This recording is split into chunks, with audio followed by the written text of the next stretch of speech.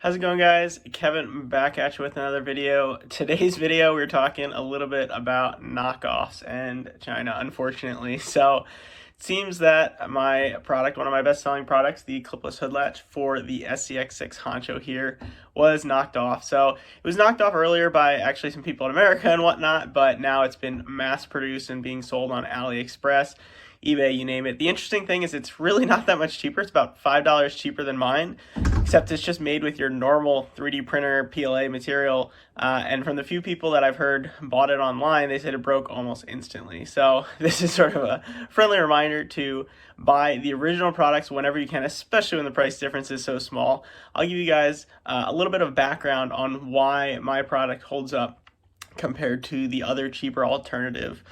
There's a reason my product is more expensive because it's made of higher quality materials.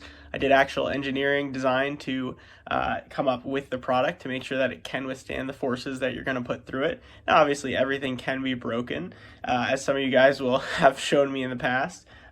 But taking a look at this, I'm going to jump to the website and show you guys sort of the exact knockoff. The only thing that they really changed was they got rid of these two vertical mounts and they changed this to a complete slot. But literally everything down to the two different screw sizes is copied from my design. So let's go jump over to the computer and I will talk you guys through it. So we're here on eBay now, and this is the product that's being sold on eBay. You can find this through AliExpress through a variety of different sellers. First thing that might come as a shock to some of you, but I guess I shouldn't be too shocked about it, is they're actually using my exact photos in their listings. This is what a lot of knockoffs do. You can see the similarities between the two products, unfortunately, but just a clear, straight knockoff. When we look a little bit closer, you can actually see the layer lines here. So this is just a standard FDM print, which is actually interesting to me. Because this product does not hold up as an FDM print because it was not designed to be used with FDM materials. So I'll jump over to Fusion shortly, but you can see they literally have the two different screw sizes, so the M5 and M4 here, same exact cutout and notches here. Now they just added that because they're just completely copying me and knocking me off, but they don't really know why it's there or what the function is for. You can even see the slant in the back there, but it's really just sort of entertaining. You have to laugh at it a little bit because there's really not much you can do, but to think about the fact that they went through all this effort to knock it off and then they're only selling it for $5 cheaper than mine, which is kind of makes you scratch your head, and sort of reminds you of if you're buying a product and the price difference is so small, especially considering, this is coming from China, it's going to take a very, very long time. So you have it barely any cheaper and it's going to take a hell of a lot longer to get to you, and it's not the original, and it's made of a much more inferior material. So you're just going to have a bad experience overall. So when there are really big price differences and when a competitor is actually coming out with something different or innovates on an existing design, then you might have something to talk about. But in this case, where it's just a blatant copy, it really doesn't benefit you in any way to go buy that counterfeit product. So again, here's like one that they stopped selling. They had a cutout in the middle of it. I'm sure it snapped right in half when you went through that. But with that, let's jump over to Fusion 360 and I'll show you guys just a little bit more of some background on my design. All right, so here is the actual original design. So technically this is the updated V2 design, but the original design that I came up with in Fusion 360 here. So we're gonna jump over to the Simulate tab. And what you can see here is we have our study material. So this is made out of TUF 2000. Formlabs TUF 2000 specifically, but you can see I'm doing a finite element analysis of this part here. So in the bottom right here, you can see our safety factor. This is a minimum of 1.5 right now for the loading constraints that I have.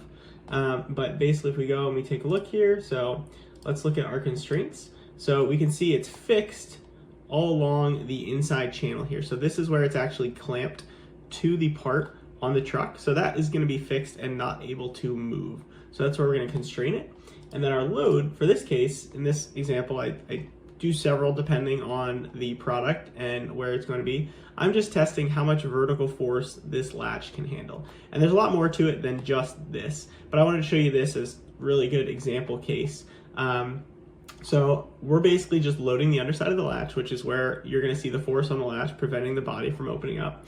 And let's just take a look at that force. So we're lifting up with 25-pound force here, and basically it's 25 pounds. So essentially what that means is this latch is seeing 25 pounds of force, and we can see where it's stressing. So let me go here and put the stresses, and I'll kind of focus on the weak points here. So you can see these are the weak points of the area where those areas of high stress are. But even with that, we are not gonna break this material with 25 pounds. So we know that this truck, some people make them 25, 30 pounds.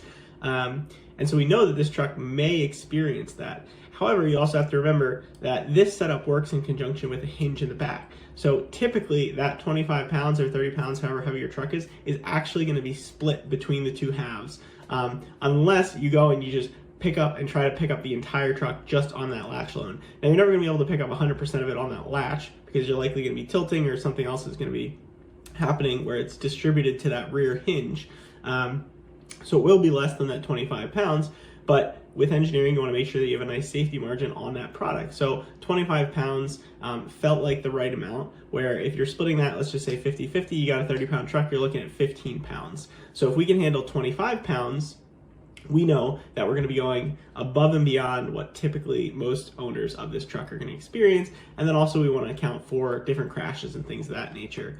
But we can also see what the actual deformation is. This is it adjusted, and then this is sort of the actual.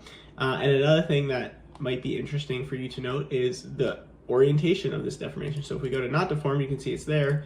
And then when it's deformed, it's actually pulling into the latch. So it's actually getting tighter when you pull up on it. And it's not loosening. So there's all these little tiny design considerations that go into making sure that this design is a good, solid, robust product and ensuring that it's going to work consistently and be reliable for as many years to come. But plastics and materials will degrade over time, so that is something that is inevitable with any of these products, unfortunately. But with some of my products, you're actually able to reset them with heat, and in some of the cases, you might not even need to do that at all. But I just wanted to give you guys a little bit more insight on the background into how much work and effort goes into designing these. This is sort of the final product here, obviously, but this took many, many iterations, lots of engineering challenges to figure out and make sure to get it right, and that's why I have so many happy customers with this.